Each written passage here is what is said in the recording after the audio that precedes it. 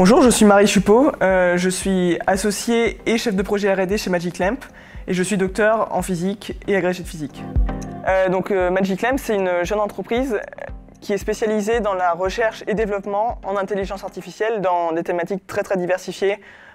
Pour citer quelques exemples, la musique, qui est mon projet phare, le droit, l'assurance, la santé, la robotique, etc. Du coup, on propose des accompagnements pour de la R&D à des entreprises.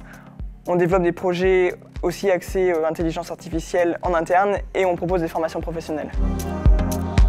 Alors chez Magic Lamp, je dirige un projet de R&D de reconnaissance optique de musique. Donc en gros, le but de ce projet, c'est de prendre une image de partition musicale et de l'interpréter à l'aide d'intelligence artificielle, comme le ferait le cerveau d'un musicien. Alors j'ai commencé les sciences avec une classe préparatoire. Je suis rentré à l'école normale supérieure de Cachan à l'époque en physique. J'ai passé l'agrégation et je me suis dirigé vers une thèse en physique statistique. J'ai continué un peu la recherche en postdoctorat pendant 2 ans, puis j'ai rejoint l'aventure avec mes associés de maintenant chez Magic Lamp depuis 3 ans maintenant. Alors en thèse, j'ai travaillé sur l'étude de propriétés de marches aléatoires sous contrainte. Du coup, de marche aléatoire, c'est simplement une succession de pas dont les caractéristiques sont tirées de manière aléatoire.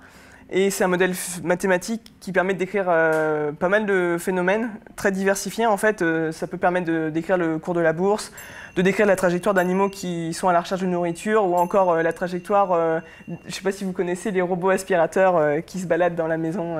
Voilà, donc c'est assez rigolo et c'est assez diversifié. Alors en l'occurrence, l'IA, ça fait partie de ma vie parce que c'est mon travail et que c'est un domaine qui m'intéresse beaucoup. Pour ce qui est de mon mode de vie, assez à l'ancienne, hein. Moi j'aime bien le papier, le crayon. Je suis restée fidèle à ces supports assez traditionnels, donc non, je peux pas allumer la lumière en claquant des doigts ou je sais pas quel autre système d'IA on pourrait imaginer pour chez moi. Alors oui, l'intelligence artificielle alimente beaucoup de fantasmes, positifs et négatifs d'ailleurs. Il n'y a pas de raison d'avoir peur. C'est pas un système incontrôlé, c'est pas l'attaque des robots. C'est quelque chose qui a des énormes potentialités. Ce qui compte, c'est de les exploiter correctement, en conscience. Et c'est d'ailleurs ce vers quoi on tend dans Magic Lamp, de développer une IA de confiance à laquelle on puisse confier certains aspects de nos vies sans avoir peur de conséquences désastreuses. Ce qui me vient en tête, c'est l'exemple de ma grand-mère paternelle qui venait d'une famille très modeste et qui a décidé qu'elle voulait devenir infirmière, donc ce à quoi elle n'était pas du tout destinée, et elle s'est débrouillée pour emprunter de l'argent à ses copines pour aller faire ses études et gagner en indépendance plutôt que d'aller travailler à la ferme ou à la mine comme c'était la tradition familiale. Et d'ailleurs, si elle était encore là parmi nous aujourd'hui, j'aimerais bien lui dire que je garde ses conseils bien en tête et que je m'en inspire.